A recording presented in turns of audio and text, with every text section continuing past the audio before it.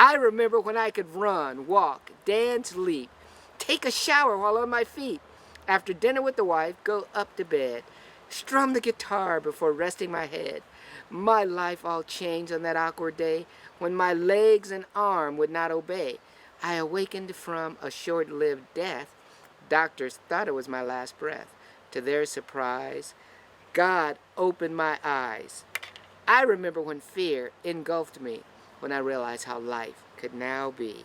Unable to walk my son by the hand, to model outwardly how to stand, I had to show him a strength within, the kind that real men must stand in. I vowed to rise again one day, and in my heart, God made a way. That day has come to rise and shine. I may not walk, but I touch the sky.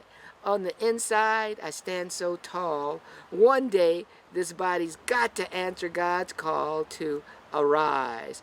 And I'm taking those who view me with me. My name is William Craig, and I am an author and a community activist. I work with disabled students at the local community college.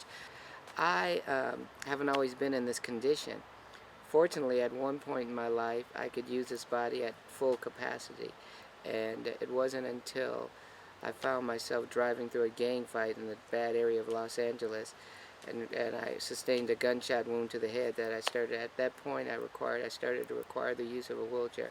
After I was shot in my head, they say it caused a traumatic brain injury, but I think it caused traumatic brain genius. There was a poetry contest in there. They would say, submit your poem, you can win $100 or something you submit. And something just hit me to do this. And I got this poem, and I won first place with this and got the $100. But this was a poem. It was for Valentine's Day. And it was this. My heart beats to the melody of your name in a rhapsody of love. Your heart beats close to mine, graceful and in time, in a rhapsody of love.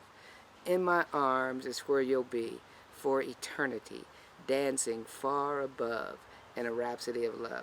I sent that in and won the contest. They gave me $100, and that let me know I could make some money doing this, or I had a gift. And that's how it all started. And after that, when my friend saw that, Joseph, he said, William, you need to start writing more. And you know what he did? He came to me one day. He said, I found this writer's workshop that I think would be great for you, but it was all the way in LA, and I was going to have to take public transportation there.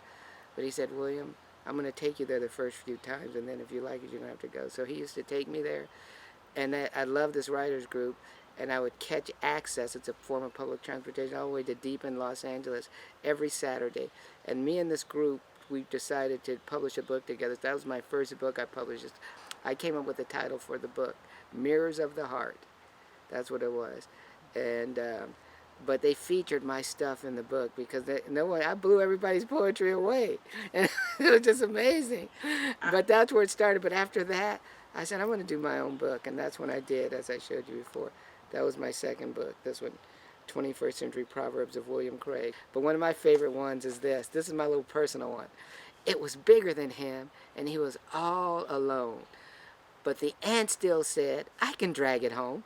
What surprises me about this whole journey, with reference to not just the wheelchair, but just the condition that I have to operate in, what it does is it really filters out the people who really care for you in your life. So love sets boundaries, instructs, and corrects, but it never abandons, and it always protects. So love sets boundaries, instructs, and corrects, but it never abandons, and it always protects. Focus on your ability and realize you're still able. You're not disabled. You're able. Just because you can't do one thing doesn't mean you can't do everything. And love is the most valuable thing that you can possess for a person. So you want to value them and value that love and do everything you can to show them their value. And I had to convince myself that there was still a lot of value to this human being just because my body wasn't functioning appropriately. The me, the invisible me, is who I really am, the spiritual me. That person was still in tip-top condition.